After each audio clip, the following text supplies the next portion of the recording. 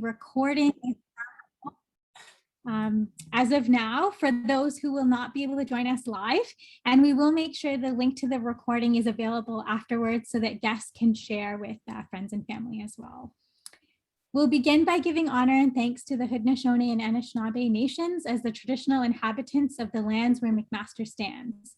To say that is to acknowledge a debt to those who were here before us and to recognize our responsibility as guests to respect and honor the intimate relationship Indigenous peoples have to this land. On behalf of the Population Health Research Institute, Hamilton Health Sciences, and McMaster University, thank you for joining us this evening, where we will share knowledge and converse on topics of interest regarding the COVID-19 pandemic and vaccines. My name is Sejani Kandasamy, and I, along with Jania Limbachia, will be the co-moderators for this evening's event. If you are Twitter savvy and want to amplify your experience during this session, please use the hashtag COVID-19 South Asian. Once again, that's COVID-19 South Asian. Awesome. Thank you, Sujani. All right, so then we'll maybe just start things off with our minister here. So we're pleased and honored to have with us the Minister of Public Services and Procurement, the Honorable Anita Anand. Minister Anand was first elected as the Member of Parliament in Oakville in 2019. She is a scholar, lawyer, researcher, and mother of 4 children. Born and raised in rural Nova Scotia, she moved to Ontario in 1985. Minister Anand has been a legal academic, employed most recently as a professor of law at the University of Toronto, where she held the J.R. Kimber Chair in Investor Protection and Corporate Governance.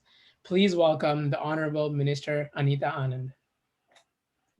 Thank you so much, Janelle, and thank you, Sonia, for having me here this evening. It's just such a pleasure to be back with all of you. And just hearing Janelle talk about my former life in academia makes me long for the university a little bit. But we are in the midst of some good news relating to vaccines. And in particular today, I was able to announce with the Prime Minister that we have enough vaccines in the country for all eligible Canadians. We've crossed the 66 million vaccine mark. And this is great news. We're here at the end of July, and we had estimated an outside date as being the end of September to have this much supply in the country.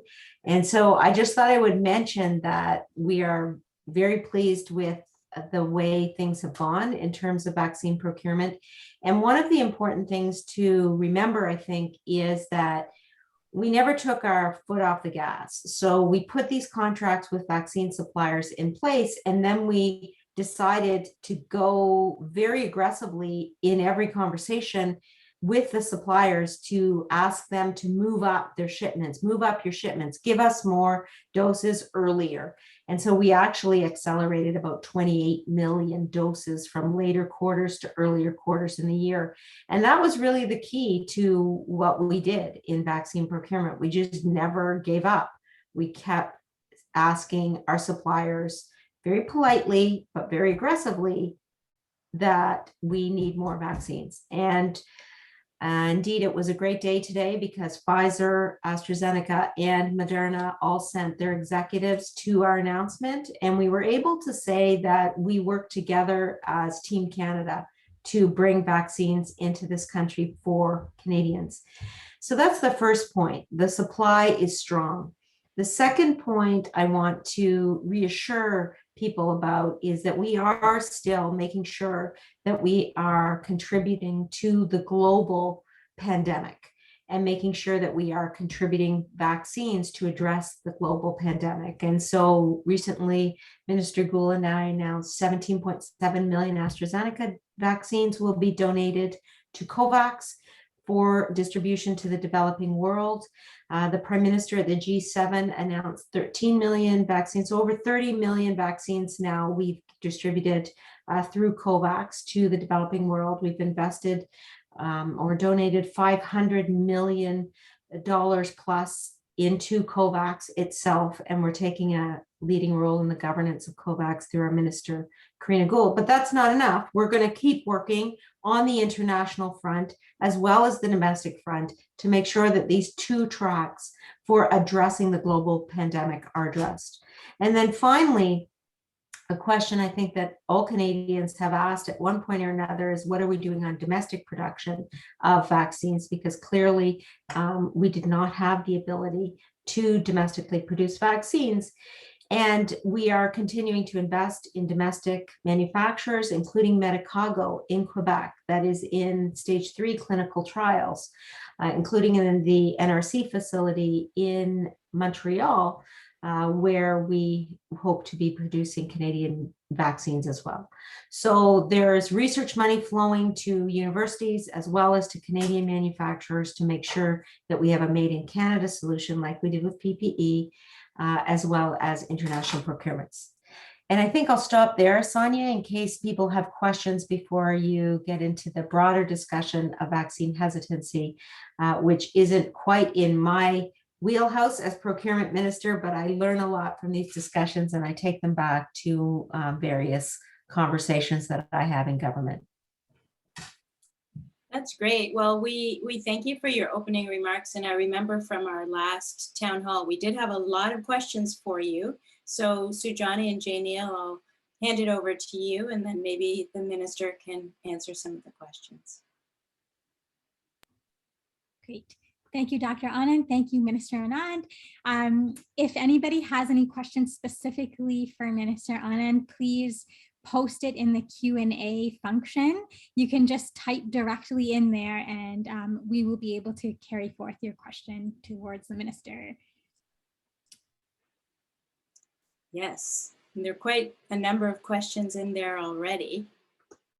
And I guess I will say also if the panelists have questions, because we didn't really get to talk before the session began, but it would be great also to field any questions that the other panelists. I might kick it off just because I have a burning question and others may too. And I know that this is quite a discussion in the United States. It's around vaccine passports. And I wonder if you could comment from the federal perspective on whether we may get to a point where vaccine passports or cards, such as the ones they have in Israel, will be something that becomes the norm, because we're seeing different universities and different institutions requiring proof of double vaccination. And I think it's top of mind for so many. So one of the issues that has characterized Canada relative to other countries through the pandemic is the fact that we have a federation, and this structure, and in particular our constitutional structure, has meant that the provincial government has jurisdiction over the dissemination of health-related items, including with regards to vaccine passports, which would fall under property and civil rights in the province. And that is so defined in our constitution. So the jurisdiction of the federal government to directly mandate the use of vaccine passports in provincial jurisdictions simply does not exist.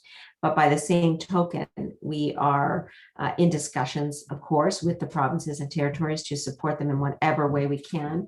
And surprisingly, that's where my portfolio of procurement came in to be very important. Like nobody expected that, but certainly not myself. But, you know, we procured 2.7 billion items of PPE to provide to the provinces and territories for their ability to operate safely. We procured over 40 million rapid tests for the provinces and territories for them to be able to move to further stages of economic reopening. And now, of course, we will have 95 million mRNA vaccines here before the end of September for the provinces and territories. And I mentioned the milestone today. So vaccine passports, certainly outside of my procurement mandate and generally speaking, outside of the federal government's mandate. But as Minister Haidu said at a press conference today, we are in constant conversation with our provinces, territories, as well as the US government about what will be needed for Canadians. Awesome. Thank you, Minister Anand. We have one question here in the Q&A that I can maybe bring up. And the question is from Kiran Hirpara. It says, the Canadian vaccines that you mentioned will be manufactured in-house. Will they be mRNA based, or do we know anything around that? So I'll start with our vaccine portfolio. What we did was to put in place 7 contracts with leading vaccine suppliers, because obviously at the stage these contracts were concluded, no one knew which vaccine or vaccines were going to be the ones that would be most effective. So we decided not to take our chances, not to bank on one vaccine alone, but to spread our risk. And we entered into contracts with 2 manufacturers of mRNA vaccines, Pfizer and Moderna, 2 viral vector vaccines of J&J and AstraZeneca. And then we went with the other vaccine suppliers, Novavax, GSK, Sanofi, and Medicago. And so the direct answer to the question, the Canadian manufacturer there is Medicago, and it's a protein subunit vaccine. And we are very excited to have a Canadian-made vaccine, but also one of a different type of vaccine than we are currently using come to market. So we're very much looking forward to having a regulatory application from Medicago. But as I mentioned, it's in stage 3 clinical trials. But from what I can understand, things are going very well. Awesome. Thank you, Minister. We've got one more question for you in the chat. Dr. Moore says Ontario needs over 90% fully vaccinated to have safe reopenings to avoid a 4th wave. Will we get to 90% coverage, and what strategies will we be using to get there? Okay, well, let me just mention what the national statistics are. The percentage of eligible Canadians who have received at least 1 dose of vaccine is about 84%. The percentage of eligible Canadians that have received 2 doses or are fully vaxxed is about 64%. And so we are seeing rapid incline in our numbers, especially in terms of double vaxxed numbers. But as the participants around this table know and have advocated, especially in terms of the This Is Our Shot movement, which has been so incredible, those numbers aren't sufficient, and we need to continue to build the percentages of people who are both single and double vaxxed. And so the work continues across the board, and I hope the discussion today will be about how we can move beyond the barriers that seem to be in existence. I would just say this, that we need to move to different forms of reaching remote populations at this stage. What we have done so far has been very effective. General call out to populations regarding vaccines and vaccine availability. But now, as I'm sure you'll hear from these more experienced panelists and I, we, in my view, need to be really targeting specific populations, especially where there are language barriers, especially where there's overt vaccine hesitancy, and having conversations about the vaccine and answering questions. And I've heard really, really wonderful, heartwarming stories from Raj and Anju and Zane about the efficacy of having the conversation. And so I would just think that we have more work to do in Ontario, but as well the rest of Canada, before we can fully say that we've reached any type of finish line. And on that note, I'll just say thank you to my fellow panelists here. You're all very inspiring to me, Varun and Amanpreet and Zane and Anju and Samya. I really, really hear your messages every single day, even though we're doing a little bit of different types of work. And I appreciate you so much in terms of what you're doing for the South Asian community and for the overall vaccination effort here in Canada. I'm very proud to stand alongside you as a South Asian, and I thank you immensely for your work. Not to mention my sister and Janiel and Sujani as well. So thank you so much for letting me be part of your discussion tonight and for your excellent and hard work on behalf of Canada and Canadians. Thank you, Minister Anand. I guess maybe we can take one more question from the panelists if anyone has any for Minister Anand.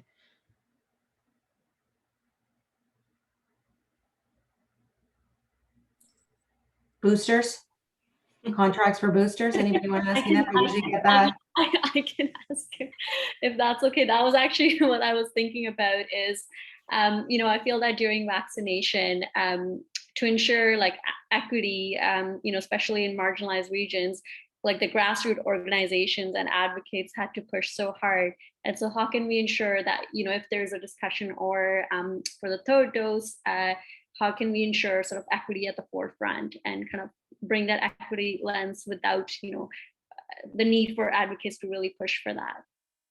So I think it's really important for you who are on the front lines, right? I'm not so much on the front lines with individual people who are getting vaccinated, to be able to assure Canadians who are getting vaccinated or who are discussing vaccinations that we have contracts in place, we have boosters on order if they are mandated or approved by Health Canada. So what I made sure that we did was we're thinking about today, but we're also thinking about the long term and making sure we have the contracts and the legal documentation in place to give us access to additional vaccines. I just got off the phone with Pfizer and I pressed the point, especially with regards to the under 12s. So I said, as soon as we have Health Canada approval for the under 12s, you can imagine that I will be breathing down your neck. And so basically, we are not taking our foot off the gas. And there was a conversation about, what if there's an election? I said, these contracts stand. We have a contract in place with Pfizer for this year, for 2022, for 2023, for 65 million vaccines of whatever product is approved by Health Canada. So Canadians should not worry. The supply is strong. Our relationship with the supplier is strong because we chose to work with them in a way that was not antagonistic. We realized that the vaccine suppliers were key to getting out of this pandemic, and we decided to be aggressive and be professional and get whatever we could in terms of vaccines. And that's why we hit the 66 million milestone today. But rest assured, we have a very, very solid set of legal agreements so that we can supply Canadians with boosters, with shots for under 12, or whatever product comes to market in Canada. Thanks. And I can hear your dogs whining. Maybe your skip that just arrived. But the one thing I would just say back to Preet is around how hard, people had to advocate for the spotlight to shine on the Peel region, for example, the hot spot. And I think, Preet, that there's been so much of your hard work and people around the table, that spotlight should continue to shine. And I'll just say, from the perspective of our study COVID community, we will be continually putting out information that we've learned to the South Asian community. And I think we all should keep the fact that South Asians acquire COVID infection at a higher rate and have a worse prognosis once it is acquired. We need to keep that message front and center so that we're not overlooked again like we were at the beginning of the pandemic. Did Anju have a question? Anju?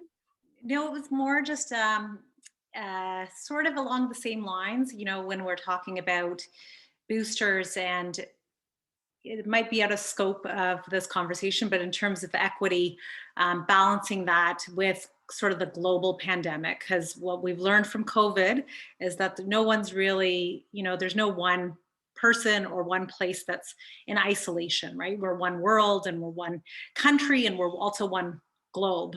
And so how to balance sort of the global equity where Canadians are doing really well and it's amazing, and we've still got to push and get to that finish line for Canada, but then how do we sort of move further? And I appreciate that we're contributing to other countries that are less fortunate, but do you have any ideas in terms of the global response and how that's going to come into fruition? Because the truth is, until we can really resolve this around the world, we're really not going to resolve it within our borders either. So, I think your question touches on not only the Canadian response, but what internationally countries are doing collectively to ensure that the vaccination rates around the world increase as they are in developed countries, or at least some developed countries. And that's an excellent question. It is outside my portfolio, but I can tell you what's happening around the table here in government, which is we have very strong advocates for Canada and for the rest of the world, starting with our Prime Minister.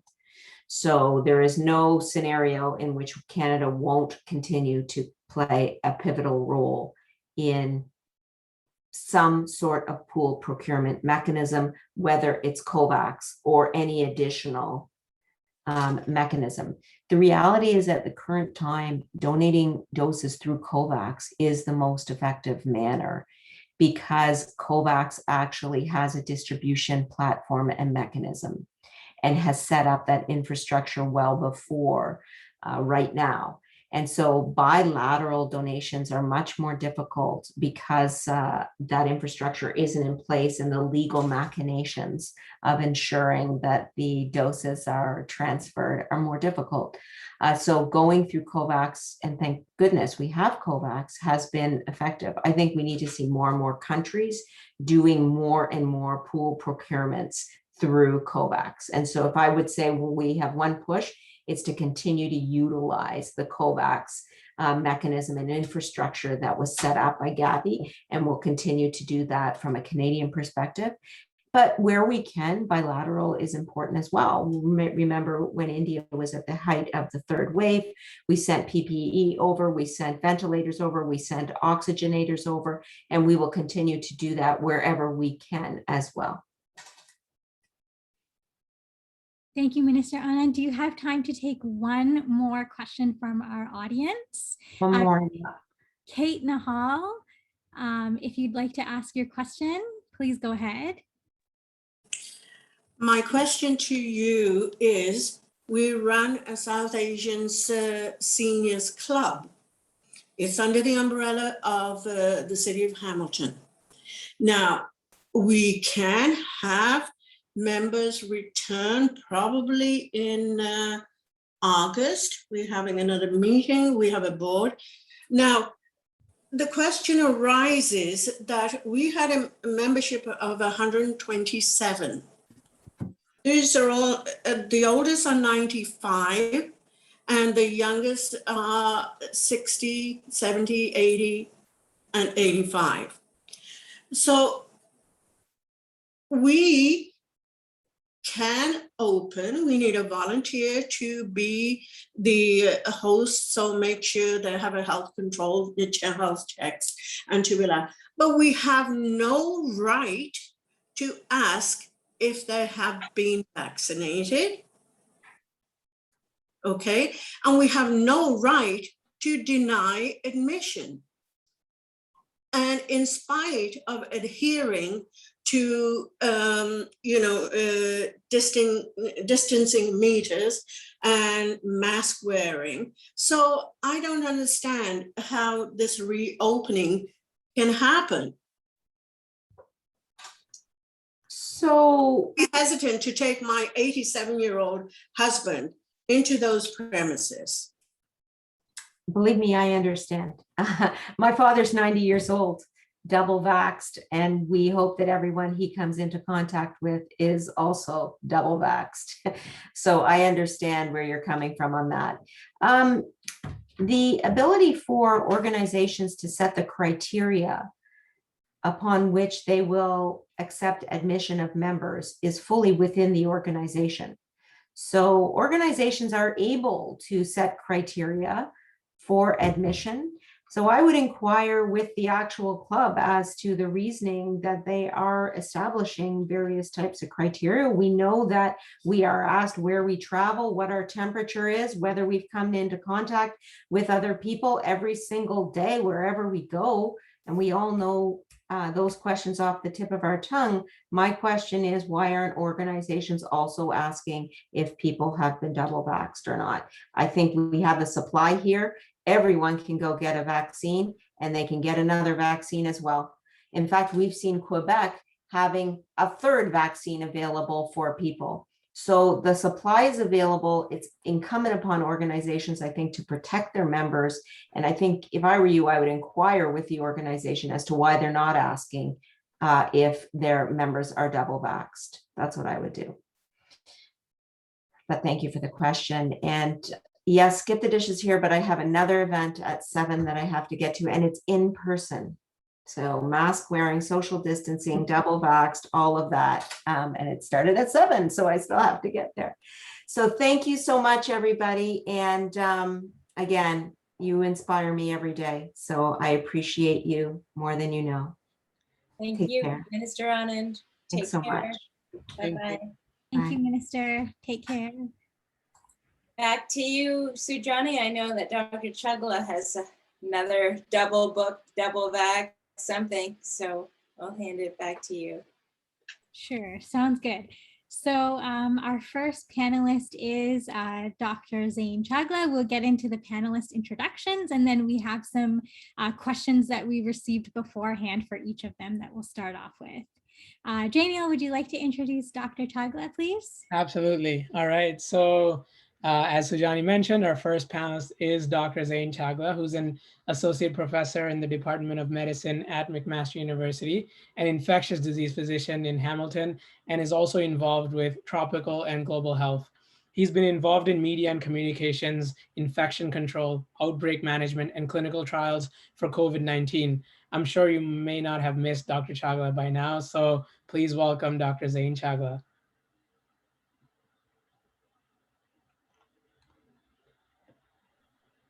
Hi, Awesome. everyone. Glad to be here. Awesome. So we know that Dr. Chagla also has another event. So maybe we can give you your audience question right away so that you have some time to answer it. Jamiel, did you want to ask the question? Yeah, for sure. So the question that was submitted to us prior to this for you, Dr. Chagla, goes like this: says, there have been some mixed messages lately about mixing vaccine types and brands. Are there any known consequences of mixing? And can you help to clear the air a little bit about this issue of mixing in general? Yeah, absolutely. I mean, we've heard a lot of mixed messaging around mixing vaccines, and you know, obviously there's been a little bit of back and forth with media and even the World Health Organization around this concept. Fundamentally, I think we go back to what these vaccines do, right? The 4 approved vaccines in Canada and the 3 approved, used vaccines in AstraZeneca, Moderna, and Pfizer essentially all end the same way. They train your body to make the spike protein, which is the outside element of COVID-19, the virus. And then that triggers your immune response so that when you actually see COVID-19 again, you have a recognition of that spike protein, which then sets off your immune response. Your body really can't tell the difference of how it sees the spike protein the first time. So, whether or not it's AstraZeneca as a modified virus that shows that spike protein, or mRNA that trains your cells on how to make that spike protein, the end effect is exactly the same. And so when we started looking at this, there were clinical trials done about mixing, AstraZeneca, Pfizer, or AstraZeneca and Moderna. People actually, it was completely safe. They had, good reactions in terms of just, arm side effects and a bit of feeling unwell, but that's, typical for a vaccine. Nothing that was seen for any adverse safety signal outside of what we typically expected with a vaccine.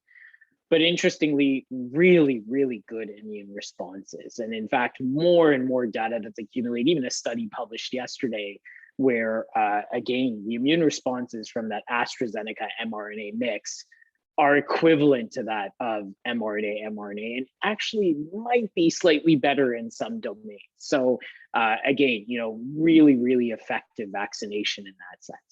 And so I think rest assured, we have enough data out there that mixing an AstraZeneca with another vaccine, an mRNA vaccine, is safe and actually quite effective, if not, one of the more effective vaccine strategies. The next piece of mRNA, people have also, been concerned about.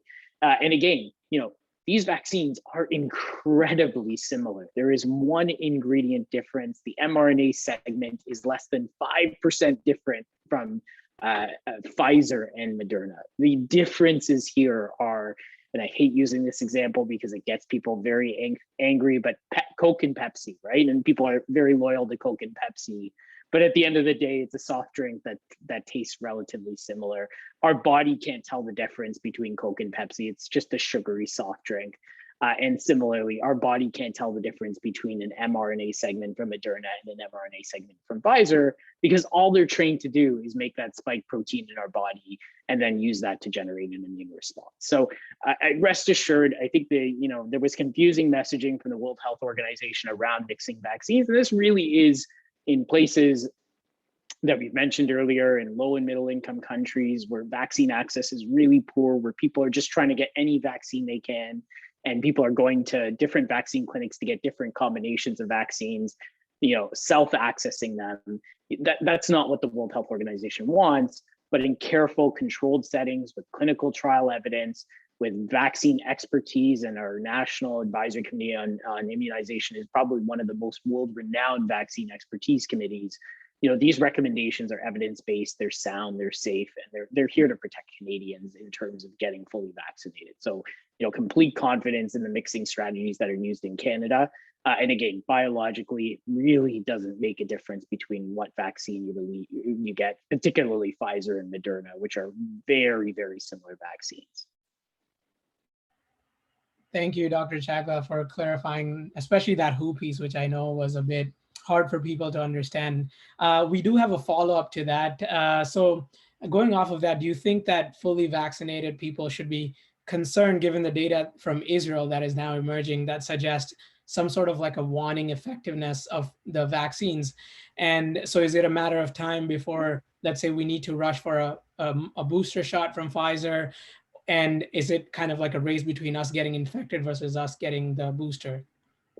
Yeah, absolutely. So, I think there's a couple of things here. Israel is a little bit of the outlier in terms of the data around these vaccines working, particularly against the Delta variant, which is obviously what's circulating around the world.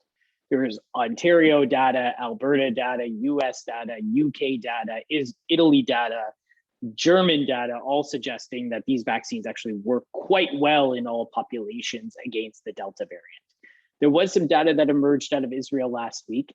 It's very interesting when you actually look back at the data. The way we judge how well a vaccine works is often we have to look at people that are unvaccinated and people that are vaccinated and see, okay, what's the difference between the two? The problem in Israel is that the groups that COVID initially kind of emerged in, not that didn't get very sick, but kind of started showing up, were predominantly groups of highly vaccinated communities. So when you have 95% with the vaccine and 5% without, it's really hard to make those comparisons because your unvaccinated group is very tiny. And so there's a lot of error in making that type of comparison. As things are progressing along, actually, unfortunately in Israel, it is starting to find its way into unvaccinated communities. I think Israel's data is actually, and from what I've seen from statisticians there, is actually going to start reflecting what the global experience is here, is that these vaccines actually work really well, including our elderly populations. There is ongoing work, and one of the people I'm going to be doing a webcast with in about 10 minutes, where I'm going to drop off, is Don Bodish, who works at McMaster, who's been doing work in long-term care and immune responses in Canada. And so this is going to be an evolving field where we see the vaccine responses here. What we are seeing, though, in Canadian data, and at least Ontario data, is that the rate of breakthrough infection, hospitalizations, ICU stays, and deaths are remarkably small. So of all the people that have gotten vaccines, fully vaccinated in Ontario, less than 1% have been hospitalized who have been fully vaccinated for COVID-19. And even then, a significant number of them are likely for other reasons. 10 have ended up in ICU due to COVID-19, as compared to thousands who have required ICU stays, and 30 have died, as compared to, again, the hundreds of people that have died in our third wave and fourth wave. And recall, we gave our vaccines to the most vulnerable members of our society first, just to prevent these complications. So, I can really say that most populations are protected now. And again, we are looking at what immune responses look like in the elderly, but there shouldn't be a concern right now for the elderly to get a third dose or a fourth dose, again, before more data is out there. Yeah, and thank you, Zane, because you mentioned Dr. Bodish. She's one of the co-investigators in our South Asian study, and we're doing something very similar to the studies that have been done in the elderly, where in our South Asian participants, we are collecting a dried blood spot, and then we can assess the immune response to a vaccine after the first dose, the second dose, and then also the long-term immunity. So this is the antibody titer.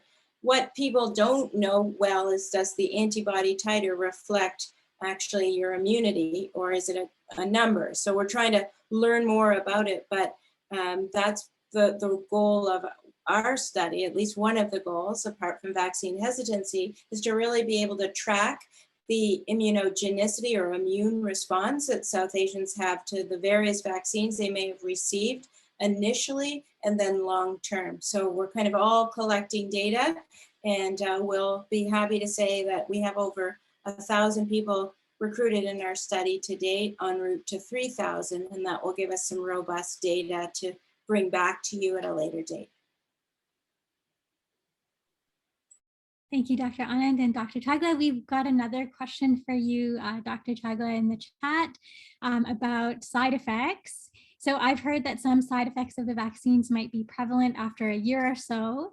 I know that if this was the case, then the vaccines would not have been approved by the government and certainly not by health organizations. However, I'd like to know if there's any known side effects occurring in the population that was tested before Pfizer and Moderna rollout.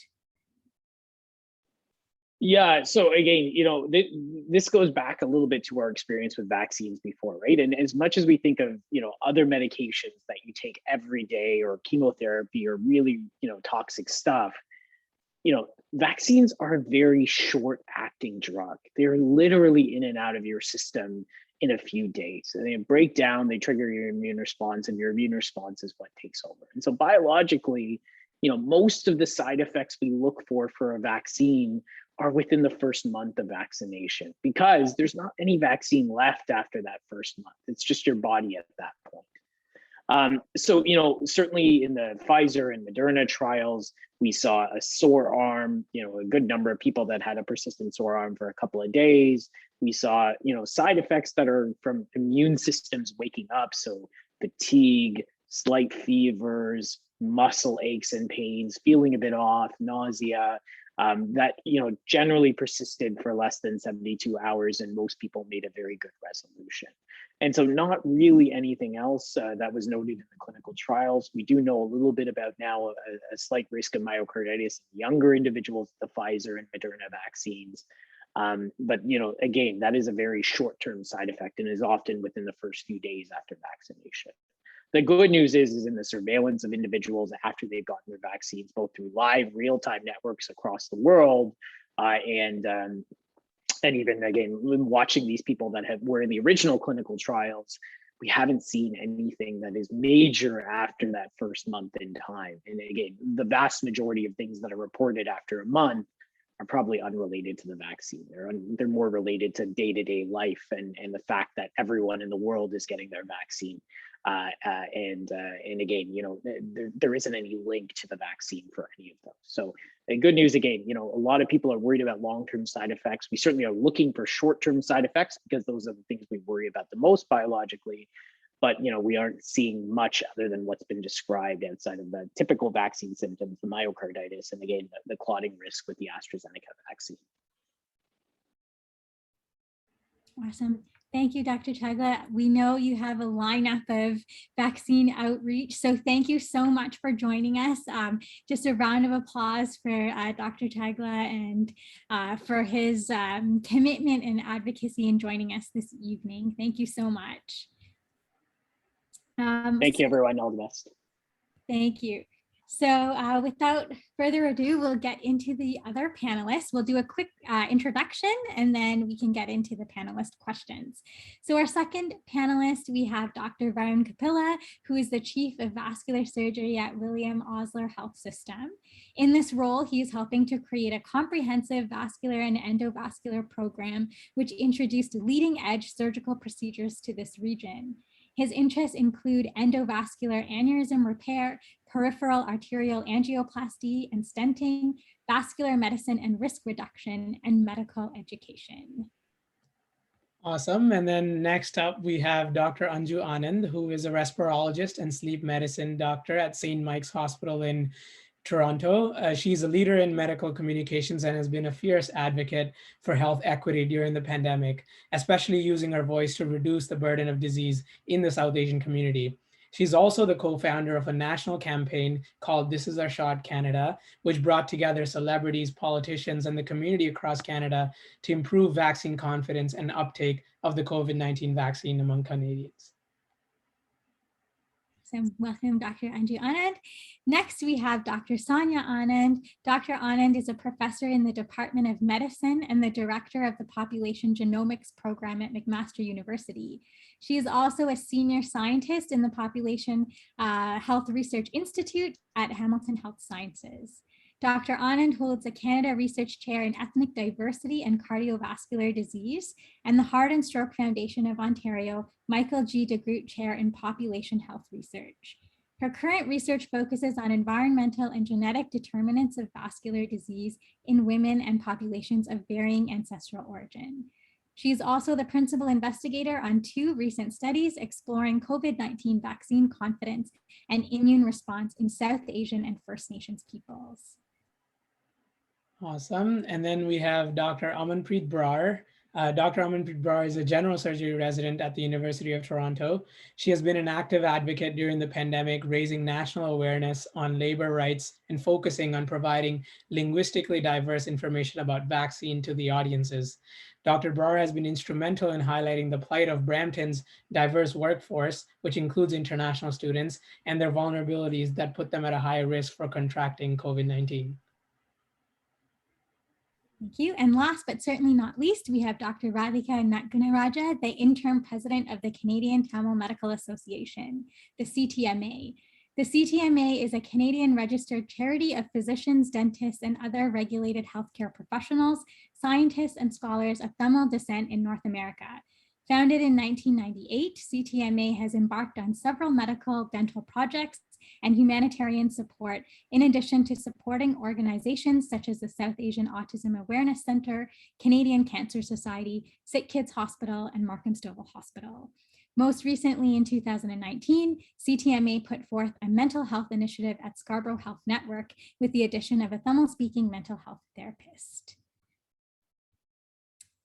Welcome, everybody. So we will start first, CTMA, Dr. Radhika, if you could comment on this. As a charitable organization working in the Toronto area, you have been leading some work for the Tamil community. Can you please provide us with a brief update on the organization and how you have been working to support the community in Southern Ontario? Okay, thank you, Sonia. Good evening, everyone. You have actually summarized what I was going to tell about CTMA, but great, yes. So we, as Sujani mentioned, we have been around since 1998, and we have various health professionals in the organization. Initially, it started with MDs, then we have other allied healthcare professionals, as well as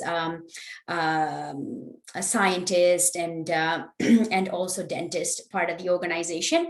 And we have done quite a number of work in Sri Lanka, as well as here locally in Canada as well.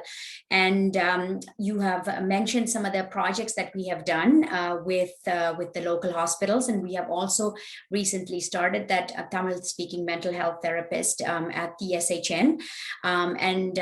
Last year we were not able to do our Lights of Healing that we do every year to raise funds to help the hospitals here and abroad. So we did our first ever virtual move-a-thon.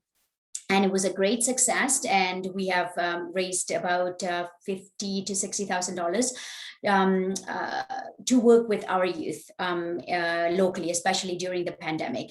And also recently we have partnered with Vasandam, that's a Tamil Wellness Center, and the program is called Tamil Women's Mental Health Program. Especially during the pandemic, there has been a lot of domestic violence,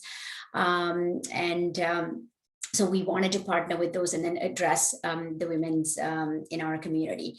So during the pandemic, as soon as the pandemic hit, since March 2020, what we have done, Ms. Sujani, to support our community, we have done a lot of seminars, webinars, short videos, and a lot of video clips on Facebook, Instagram, just to get our people aware of like what's the pandemic, what's COVID-19, and how can we help actually overcome this pandemic, especially in our community. A lot of like there was news from everywhere, so they were trusting the CTMA because there are a lot of medical professionals, and then our short videos and seminars, and then on Facebook and Instagram was helping them a lot more. And then what we try to do is also the literature, we translate it into Tamil, so it was easier to reach the community.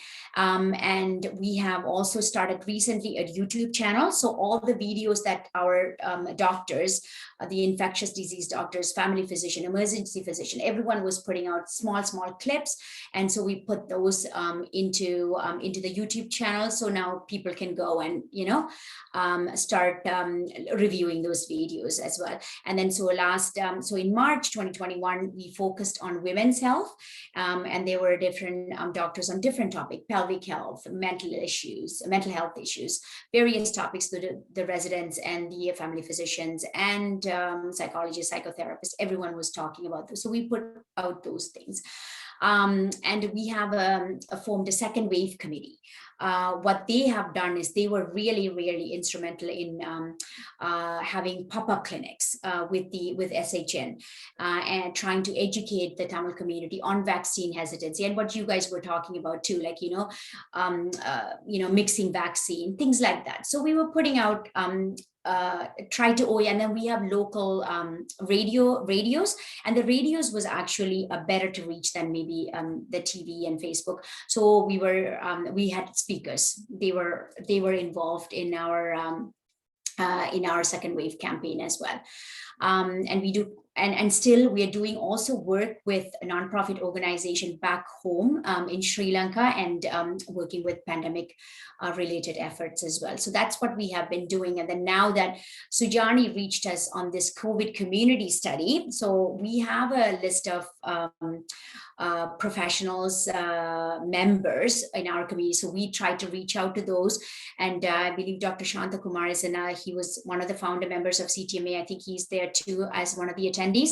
And we're trying to reach other family physicians and trying to help you with the COVID community study as much as we can. That's great. We appreciate that because we have done the bulk of our recruitment in the Peel region. Yes. So we have the majority of our participants thus far are Punjabi, I would say, in short, North Indian. So we really like to reach out across the South Asian diaspora and be as inclusive as possible. So we really would be welcoming your support and, including participants from the Greater Toronto area. Would be great. So thank you so much for joining us. You're welcome. Thank you. Thank you, Sujani. Awesome. That was great to learn. Thank you, Dr. Radhika. Next up, we have a question for Dr. Varun Kapila. So Dr. Kapila, the question is, we've heard some stories in the media about how COVID-19 has impacted people's long-term health, and these stories are so important to share and learn from. So can you tell us a little bit about your experience being diagnosed with COVID and how it has affected your overall health? Absolutely. Thank you for having me here. So, I work in the Peel region, and unfortunately, it was one of the hardest hit regions across the country. So I'm used to coming home, washing my hands, having sort of like a decontamination process in the garage before getting in. But I didn't get COVID from the hospital. My daughter, I have 3 beautiful little girls. My middle daughter, unfortunately, contracted COVID from school. So the one time where we didn't really anticipate. And so she got sick. Thankfully, she did okay. And about 48 hours after she was diagnosed, I started to develop symptoms. And I thought that, well, I'm young, I'm healthy, I should be okay. And for the first few days, I was okay. And then at around sort of day 7, day 8, after my diagnosis, I became unwell, and I became quite short of breath, very tired. And there was a good few hours, maybe about 6 hours, where I was contemplating going to the hospital. I was reluctant because my child was sick, so I didn't go. And thankfully that was fine. And I did get over that acute COVID infection. But unfortunately, I was left with what they call sort of long haul COVID. So for a long time, I had chronic symptoms, significant fatigue, significant shortness of breath, to the point where I was having difficulty walking up a flight of stairs. And it proved to be quite challenging, you know, with my 3 little girls running around. I couldn't do the activities that I was used to. And certainly it was quite taxing psychologically and physically. And it was concerning. And it took me about 4 to 5 months for me to fully recover before I felt physically the way I was prior to that. And so it taught me a few important lessons. You know, number one was that obviously COVID can affect any of us, no matter how healthy we think we are, or how much times we're following the rules.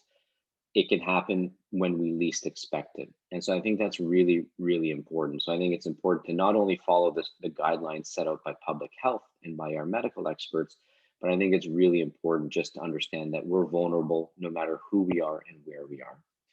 Number two, the vaccines, and this is why I was so thankful to be here today, is that the vaccination effort, I think, is such, like, you know, addressing vaccine hesitancy is so important. You know, vaccines may not be necessarily as important for you as it might be for your family, for your loved ones, and even for your neighbors.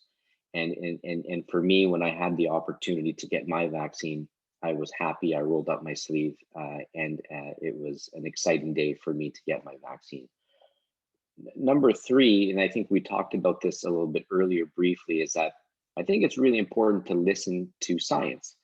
You know, the world we live in now, anyone who has access to the internet and can do a few Google searches, all of a sudden has an opinion on what the right thing to do is. But it's panels like these that I think are really important, to listen to the medical experts, to listen to what they advise, and to get the correct information so we can make an informed decision.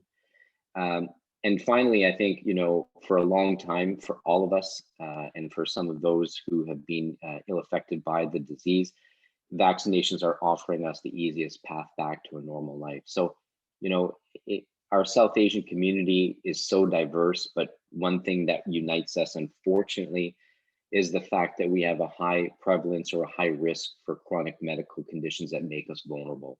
And I mentioned before, working in the Peel region, this is all too, it's all too familiar. And that's why I think panels like these are important to get that correct message. So I'm thankful that after my COVID illness, I was able to recover, but it wasn't a benign disease for me. You know, a 40-year-old, otherwise healthy with no significant medical history. It took about half a year for me to recover. And I'm not sure, every day there's certain things I always attribute to my COVID illness, you know, like forgetfulness, etc. But I think it's really important for people to know that it can affect any of us, and we all need to ensure we're doing what we can to protect ourselves and our loved ones. Thank you so much, Dr. Kapila, for your story and for your advocacy. Stemming from that, we'd like to pose our question for Dr. Anju Anand. You have been involved in leading some campaigns related to helping to increase access and interest in COVID-19 vaccines. Can you tell us a little bit more about these projects and why it's important to establish grassroots initiatives? So thank you so much, Sujana and Janiel and everyone on the panel for having me. So as you mentioned, yes, I've been part of some grassroots initiatives that initially came out of a request from a colleague friend of mine who recognized around the Valley that you know, public health messaging wasn't maybe reaching the South Asian community in the way that it should. And there was a lot of barriers and misunderstandings of that weren't being addressed. And so what started as something small spawned into something bigger. And I was part of something called the South Asian COVID Task Force. And there's many great advocacy groups out there and many people on the panel part of many of these. And as vaccines rolled out, even though the South Asian community, there's lots of unique issues that we may need targeted approaches, we also realize that there's this universality. There's a lot of themes amongst many communities, amongst many Canadians, fears, initially issues with supply and access and challenges in terms of technology, language barriers, and those really spanned across all of Canada and in many different cultural communities, many different hard-hit communities. And so that's sort of where the inception of coming up with a national campaign called This Is Our Shot, the shirt that I'm wearing, really stemmed from. And it was really about being proactive in a time where we've really been quite reactive in terms of the pandemic, and trying to have some, like Dr. Kapila said, some positivity, right? And so much of the pandemic has been reactive and negative and separating people. And this was really a chance to unite Canadians, rally everyone together, try to understand barriers and address them. And by having grassroots communities come together, these are people who have boots on the ground in many different communities. So we have, Indigenous communities, the Latin task force, Muslim task force, South Asian task force, all these different groups coming together, Black Physicians of Canada, and COVID Made Simple that Jay Neal's part of. So all these different groups that have sort of come together and have unique perspectives that can give us information on the ground, talking to people, that are hesitant, that are, maybe not hesitant, but just don't have access, that are hesitant because they don't understand information or don't know how to book an appointment. So there's sort of, when we talk about hesitancy, that can mean a lot of things to a lot of people. And we found that that's really, really important to have that information, and then paired with some of our other community ambassadors, people that are trusted in the community, influencers who may also hold weight in different communities and different populations and age groups. And then now our corporate partners who have been able to help educate employees and help disseminate information further. That's really what's made it important, is bringing all of these different communities and different people from all walks of life together to do something positive, where people feel confident and they have a reliable source of information. Because like Dr. Kapila was saying, there's just sometimes information overload. And in COVID, everything is COVID all the time. And people don't know where to go. And sometimes they don't know where to go to get reliable information or information in different languages. And that's why all of these advocacy groups have been so powerful and helpful. And we've really appreciated everybody coming together to try to disseminate this in one clear, cohesive channel. So I hope that answers what you wanted. For sure, yeah. Thank you, Dr. Anand. All right, next we have a question for Dr. Brar. So Dr. Brar, we know that migrant workers and international guests, such as international students, have faced different kinds of challenges with the COVID-19 vaccine rollout in Ontario. So can you tell us a little bit more about some of the challenges and that these people face, and also if current solutions are working or not? Yeah, thank you so much for inviting me on this panel. I frankly am not an expert for sure on vaccine as a general surgery resident. I think where I speak from is more of lived experience of being an immigrant myself, as well as being like working in the factories myself and kind of being within that community. And I think where my expertise maybe perhaps comes from is the lived experiences more than I would say my surgery knowledge that does not really apply to the vaccines.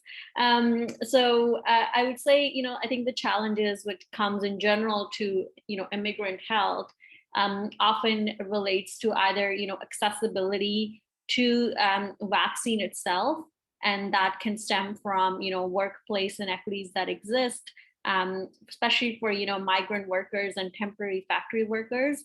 And we know that because of the economic uncertainty, the temporary work was really rampant in Canada, particularly in regions like Peel.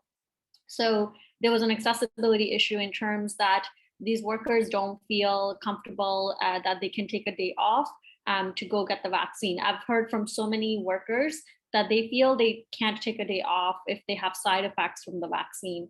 And they're really scared about that because they feel they would lose their job, and the agency will never call them again back to go to work if they take a day off. And even though there's been a lot of discussion about paid sick leave, and Ontario tried to implement this temporary paid sick leave program, but what it fails to do is really capture the temporary workers, which is a huge workforce, especially in the regions like Peel, where there's lots of new immigrants, and international students often work through temporary agencies. And so and the paid sick leave program still does not apply to them. And so I still hear from, some of my even workers that I know that they will not get the vaccine because they're worried that they'll have to take time off because of the side effect of the vaccine. And so I think accessibility to vaccine itself is a one factor. And then accessibility to information about vaccine is sort of another kind of the area where I try to do some work as well. And, what I learn is that you kind of have to meet people where they are. So I listen to a lot of Punjabi radio. Like my boyfriend and I were both immigrants. We grew up in Punjab. So we still listen to a lot of Punjabi radio, Punjabi TV. And I can tell you that there was no ad on Punjabi TV or radio, like even in beginning of wave 2. And like we hear politicians come all the time on these radios. And now within next 12 months, we'll see how, the election time will come and all the politicians will come on the Punjabi radios. But there was absolutely no information on these channels. And and a lot of my friends who drive truck and I hang out with them, they said, we don't get any information. We actually get more information from the homeopathic doctors that come on the Punjabi channels and tell us about the side effects of the medicine. And they have been getting this misinformation for years and years. And now we're trying to battle that all of a sudden first of all, the information wasn't even there. And now I'm starting to see that there are Punjabi ads, but it's only happened, when the third wave, I think, started around that time. And so I started going on a lot of these Punjabi shows, and I spent at least, 4 or 5 hours every week to try to do some live sessions and take questions, go on these radio shows. And I found, the questions I got just showed me that there was such a lack of information. People were asking me like what to do if they're COVID positive because they were still going to work, because no one told them in Punjabi like where they're supposed to go or what they should be doing if they're asymptomatic but positive. So it just showed to me that there's lack of information. And then when it came to the international student community, I realized that they also don't listen to like a lot of sometimes the Punjabi radio or the TV, sometimes the radio but not the TV. They actually use Instagram a lot. But they don't just use any Instagram. They have their own excluded Instagram groups, right? That have like Oi Punjabi or Oi Canada has like 80,000 followers on Instagram. But, these are very excluded groups. And so I try to really get into those groups through some of the friends that I have. And those have been very successful. And some of them asked if I can pay them to share the ads, right? And I always wonder, like, why not? This group has 80,000 international student following. Like why? And they asked if I can pay them to share like my messages. But some of them were nice. They shared it for free. But for sure, like, why not? That is a public health outreach. And this is the only way to perhaps get to that community. So I think you have to be kind of creative and really think of ways that you'll reach two different groups and what means they're using. And I think that was kind of missing. But I think we are doing a better job at that. I've seen a lot of sort of some international groups now share that information about vaccine. And in fact, I actually got one of the public, like kind of one of the representatives from that group make a video, and then he kind of posted that, and that was very successful. We got a lot of questions after he posted the video on some of these, international student groups for sure. And I think that's been very successful. So I think overall we have to, eliminate barriers to the vaccine itself, but also like really meet people where they are. And that might look very different for each different group, whether that's new immigrants, whether that's seniors, or whether there's, the truck drivers or the taxi drivers. It looks different for every single group. And you kind of have to talk to people like who are working in those sectors, who belong to those groups, to really understand what would work for each group. Yeah, I would just like to say that's incredible, Preet, that you were able to do all of that advocacy while being a general surgery resident. So people may not know that you're probably, your on-call shifts are 24 hours and then you stay, what, 6 hours afterwards to hand over. And so you're short on sleep, but you're strong on passion. And it's amazing that you were able to do so much advocacy work as a general surgery resident. And as you said, you were bringing to it your lived experience combined with your expert health knowledge. So you're very unique, but we commend you greatly for doing what you've done.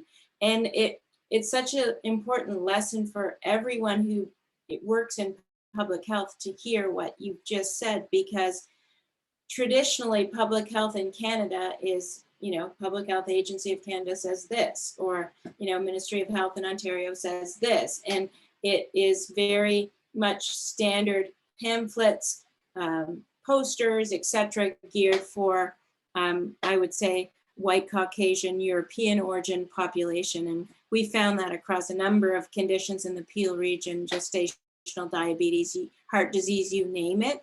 So I think your point of you have to meet people where they're at, and also the language that they speak predominantly and the mediums that they listen to, as you mentioned, and Dr. Radhika mentioned, radio is so important. And so we could miss that if we thought it's just going to be posters, CBC News, CTV News, we got it covered. We didn't have it covered in the South Asian population. So a lot of really important points and learnings from you. And I thank you for all the work you've done. Amazing. Thank you, Dr. Brar, and thank you, Dr. Anand. I just wanted to echo Dr. Anand's comments around really understanding our population and our audience, and being willing to kind of be creative and be on the ground to really understand, so that we can address the misinformation or the knowledge gaps that are on the ground. So that's a nice segue. I know we're investigating some of these in our COVID community study. So Dr. Anand, the last question is for you before we take some live questions from the audience again. We know that the COVID community study South Asian has been actively recruiting people to learn more about vaccine safety and immune response. Can you give us a little bit of a sneak peek into what we've learned so far? Sure. Thank you, Sujani. We have three main goals of the COVID community study. One, as I mentioned, is to track the immune response. So that's called immunogenicity. The second is to look at the effectiveness of the vaccine. So how well are the vaccinated South Asians able to prevent being hospitalized or developing serious COVID? And the final aspect is around hesitancy. So I think the first overarching point I'll make is we aim to recruit 1,500 South Asians who were vaccinated and 1,500 who were not. And the good news for you, but not so good for my study, is that we can't find enough non-vaccinated South Asians to enroll. I know they might be out there, but it's good news, because really we've had a hard time enrolling people or even identifying people who did not get vaccinated. There are some, they have some concerns. And as you know, Sujani, we're conducting a qualitative component of the study, and you're actually interviewing people who have not been vaccinated to try and understand in more depth why it was that they weren't. But I will say that high rates of vaccinations, and then from the immune response perspective, it's fascinating with a drop of blood, like a drop that you would put on a glucometer stick if you had diabetes. With that drop of blood, we can send that to a laboratory in Ottawa and see exactly if people have been previously exposed and have natural antibodies forming to one aspect of the COVID virus, or if they have a response on the spike protein, developing an antibody to that secondary to a vaccine. So we can separate who's had natural infection, have a vaccine response, or both. And there's some predictable results of the study and some surprises as well. So people who say they've not been vaccinated, we can see some signs that they have a high spike protein level that may affect or reflect the fact that they've had a natural infection, for example. So we're just working out those nuances, but our goal is really to track this over time, because as you know, in patients who are elderly or patients who have diabetes or other comorbid conditions, they may have a waning of the antibody level over time, and that actually may occur faster in some groups. So we're hoping to be able to characterize that a bit better. So that's the first sneak peek. We've recruited over 1,000 participants from Ontario, and now we've also started recruitment in British Columbia of about 80 participants en route to 1,000. Excellent. Thank you, Dr. Anand, for sharing that information. I think it's a definitely well-needed study, and we're excited to see what the results show. Right, maybe we'll start with taking some audience questions now. I see here that one of the earlier questions, it's actually quite interesting, and maybe we'll open this up to anyone who wants to answer on the panel. So it says, it's from Aaron. It says, hello all, thank you for this community call. For some people in our community, they don't want to take the vaccine due to personal, religious, and sometimes political beliefs. How can we educate our friends and families who may not understand the safety along with the science behind these vaccines? Thank you. I guess we've kind of talked about this, but it would be great to kind of get everyone's perspective on what are their ways of having this conversation.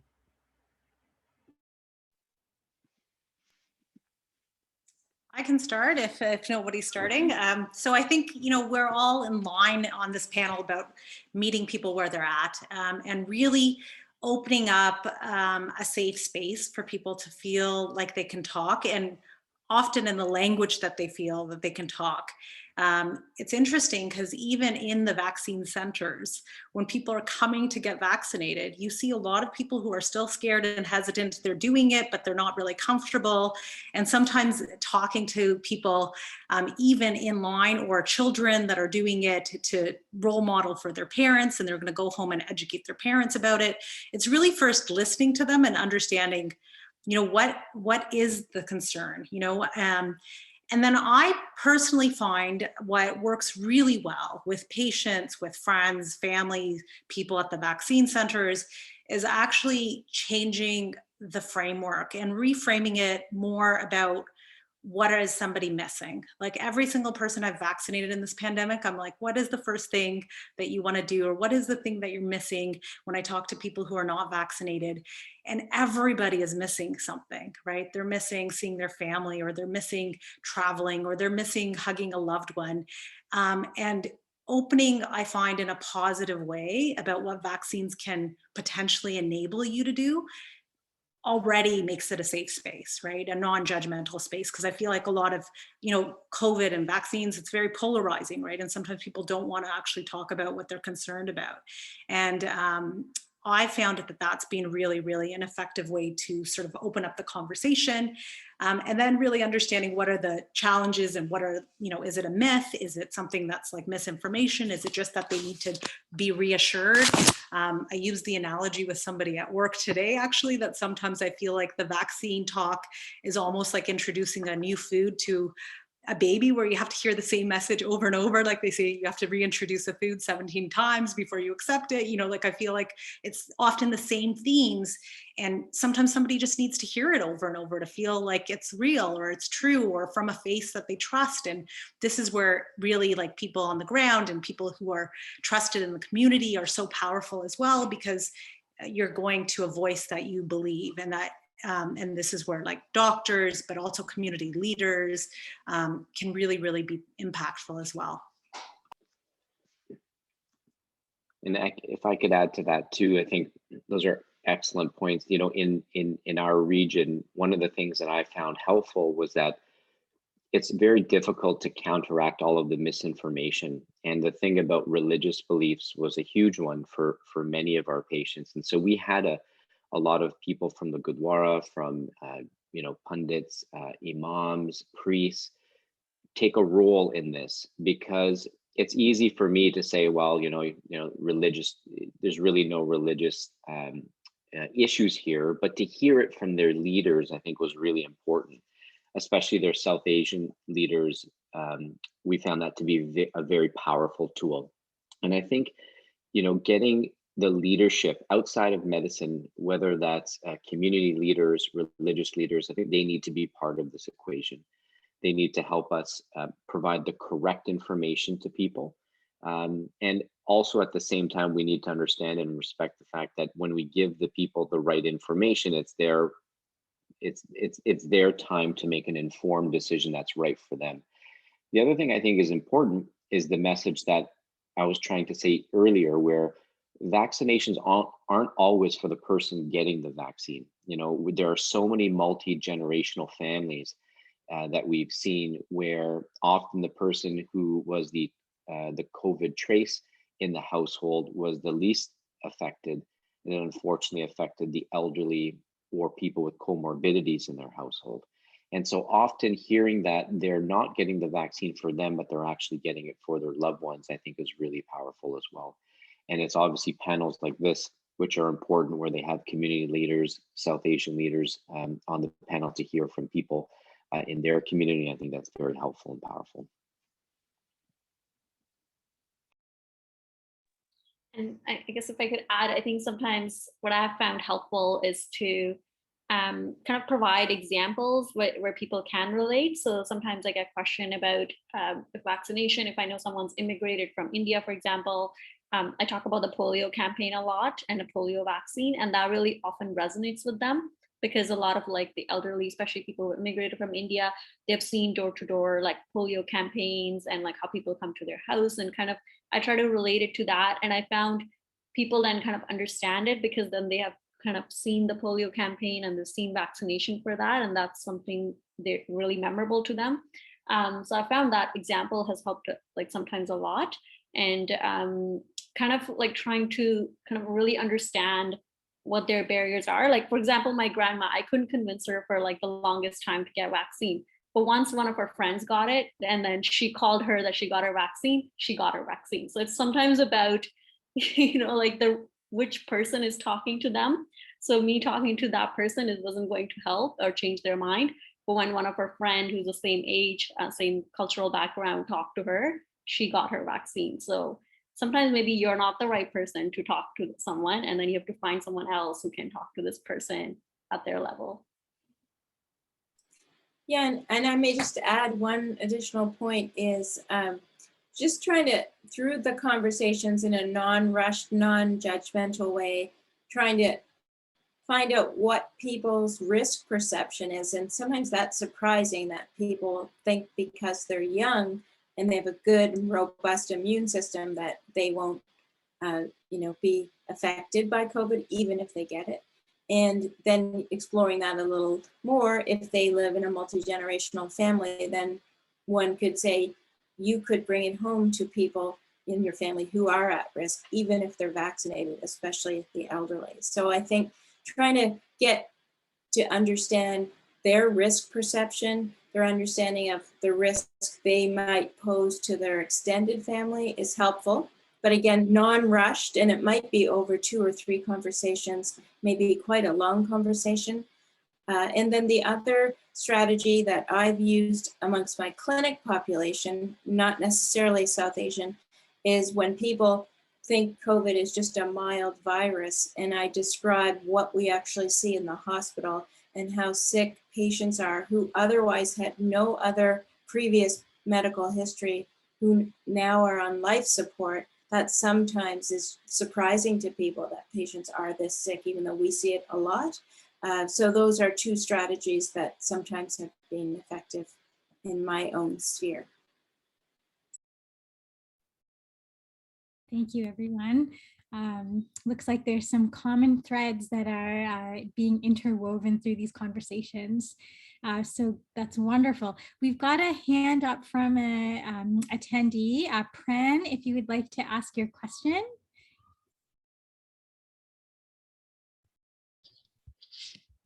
Hello, can you hear me? Yes, we can hear you. Yeah.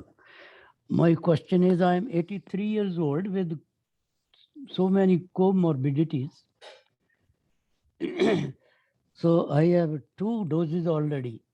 So is there any scheme of the government to give me 3rd dose or even 4th dose, but I want to be safe? I mean, Well, does the hospital records find out that such and such people should be called and given another vaccine? And Well, at what time? And I'll after, start off and then maybe I'll open it up for other comments. The question about the 3rd dose or a booster dose, we don't have all of the information yet. So I think that the 3rd dose booster is something people are discussing, but I haven't seen good data myself that would make me say, yes, everybody has to get it.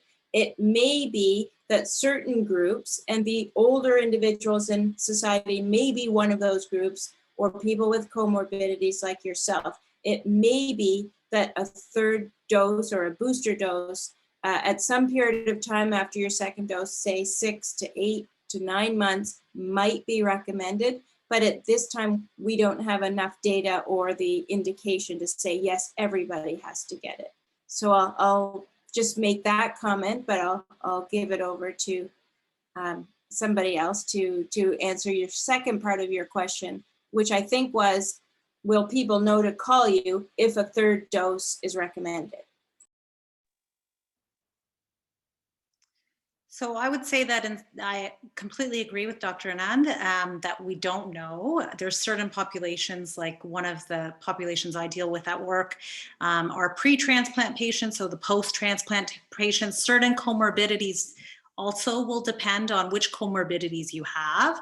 And depending on those comorbidities, certain centers, like for example, if you're a transplant recipient, those people are tracked and will be contacted if they needed a 3rd dose by the transplant center.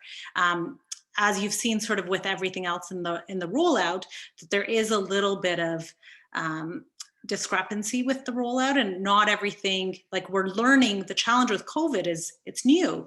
So a lot of what we're learning, we're having to adapt and apply into real practical medicine right away, which is not how we usually approach medicine. Usually we have a bit of a history and we know what we're doing in terms of like the background and the approach, whereas we're learning and adapting at this exact same time.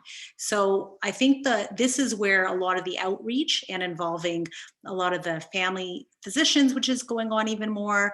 And now that we've learned more about how to, get doses into patients, I think that we'll be better prepared if 3rd doses are needed to be able to reach patients that are eligible and need them in a more effective way. But that's sort of all I would add, is that we don't really know yet. But when we do know, I think that we're better prepared than we were at the start of the pandemic as vaccines rolled out to actually be able to get those to people in an effective way.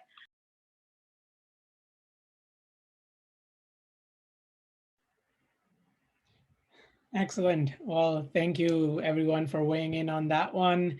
And I know there's a couple other questions in the question and answer here, but in the interest of time, we will have to wrap it up. So thank you all once again to the panelists and for the questions from the audience. We would now like to welcome Samya Hasan, who is from the Council of Agencies Serving South Asians, or CASSA, to present our closing remarks. And I'll just take a moment to also introduce Samya before she goes. So since 2015, Samya has been a project coordinator and project manager for CASSA. And since 2017 has been the executive director of CASSA. She attained her Master's of Public Policy degree from the University of Toronto School of Public Policy and Governance in June 2013. And prior to her master's, Samya attained an honors Bachelor of Arts in Sociology and Political Science from the University of Toronto. She has written policy papers on transportation, immigration and race relations, childcare, housing, international development, economic development and innovation, and healthcare. Thank you, Samya, for being here. Thank you so much, Janielle, for giving me the opportunity. I feel like I'm with a crowd of people that my bio seems like a child's work at this point. So many accomplished people here, and I'm really humbled to be in this space and to learn from all the amazing campaigns, advocacy efforts, and just frontline work that all of you have done over the last year and a half to protect our communities, to educate our communities, and just to be with our communities in these tough times. So I'm really grateful, and hats off to all of you for whatever you've done in your own capacities. So I just wanted to take a minute just to talk a little bit about my role as the executive director at CASSA and how we've been kind of adapting to our changing role in the pandemic. So traditionally, we've been an organization that has done research and advocacy and policy building, capacity building work. We're an umbrella organization that serves over 120 organizations across the province. And when the pandemic hit last year, in about March of 2020, we realized, as many of you spoke today, that there was a lot of gaps that our communities were experiencing, and the biggest one being the language gap, the technology gap. Access to information just wasn't there for our community. So we really had to pivot our role. We are not used to providing frontline services, but we looked at what our communities needed at the time, whether it was food for seniors or hygiene packages for homeless people or information being translated into various different languages. We really took on that role and tried to fill that gap as much as we could. As an organization that is quite small, we started with 10 staff and moved up. Now we have 25, and a lot of them are doing COVID relief work, vaccine engagement work. So just, really grateful whenever I'm in these circles with people that are talking about what they're doing in their community around vaccine engagement. Really makes me grateful, and with high hopes that there are so many people in the community that are engaging their families and their friends around vaccines. And I think that's how we're going to get to that light at the end of the tunnel, as many of you spoke. We're nearly there, but not quite. And I know that in our communities, there are not a large majority, I would say a very small portion of our communities that are still vaccine hesitant. Based on our experience, we found the majority of our communities, sometimes I've had conversations with people that call us, like, we're vaccine people. We've had polio campaigns, as some people spoke in the panel. So we just need to provide that information to the communities in languages that they understand, in ways that they understand. I know a lot of you spoke about turning to ethnic media to get that information out to people that could not understand English or were not watching mainstream news. That's one of the target communication techniques that we used as well.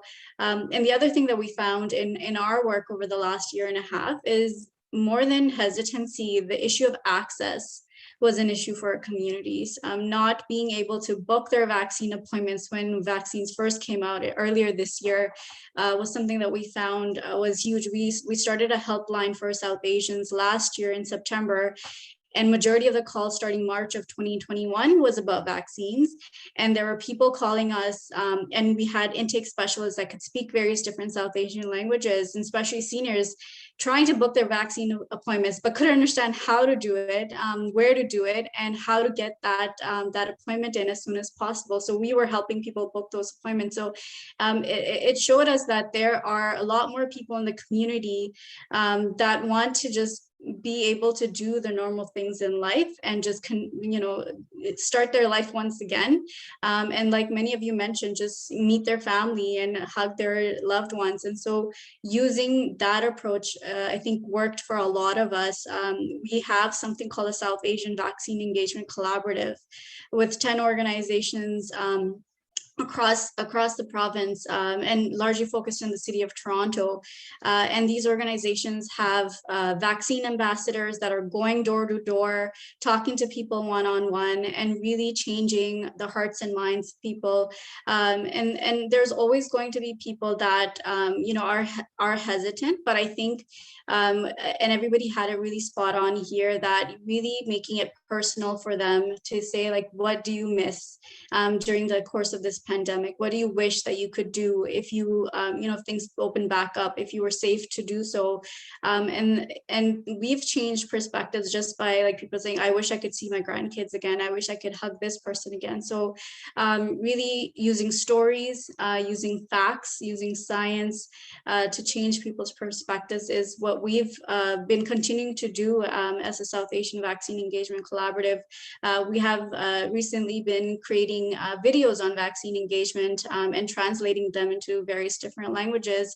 And I know as some of you mentioned, earlier on, we were creating infographics, but we realized not everybody wants to read things on social media or has access to social media to read that. So we need to find various different ways to reach various different audiences. And so these videos have been really, really appreciated, where we just create 1 to 2 minute videos and just busting some myths.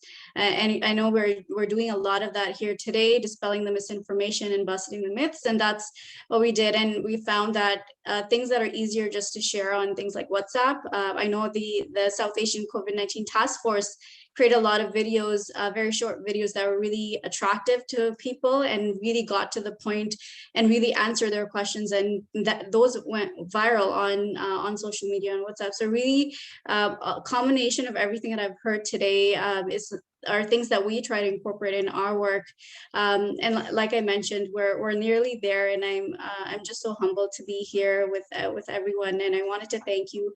And just in closing, I think it's so important what I think Dr.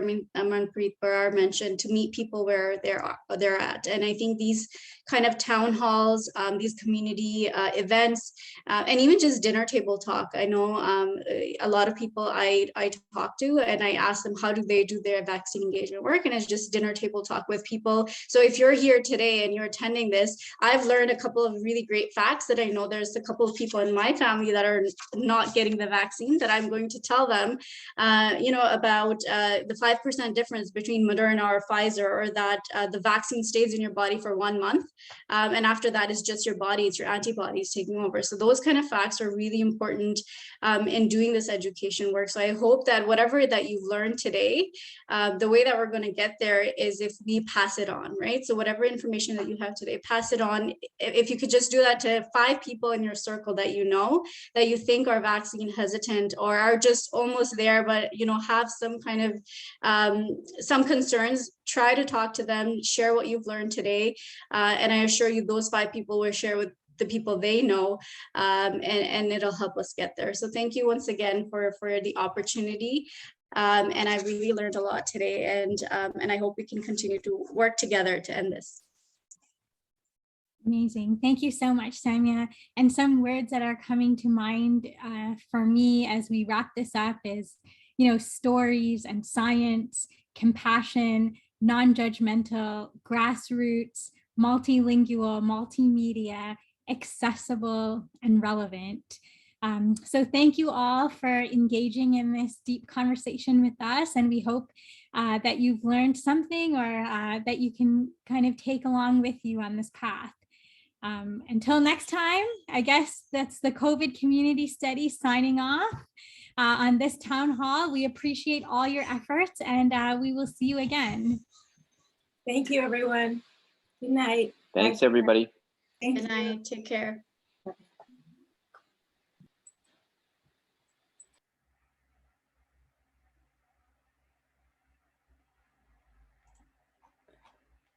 I'm gonna end a poll. Download.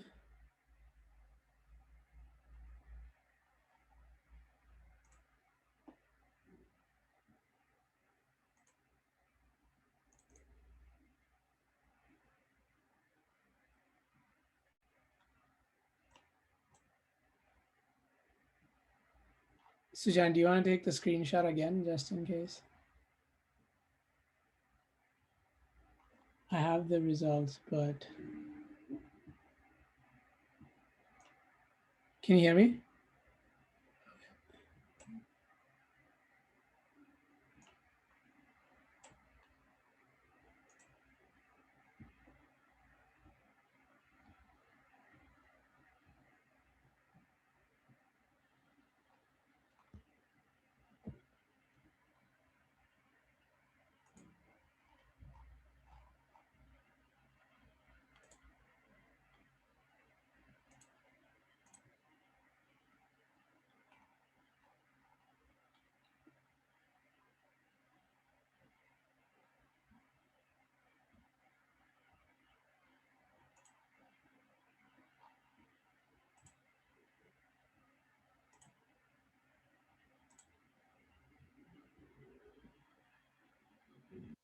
Perfect. Okay, I'm stopping to share and I'm turning it off.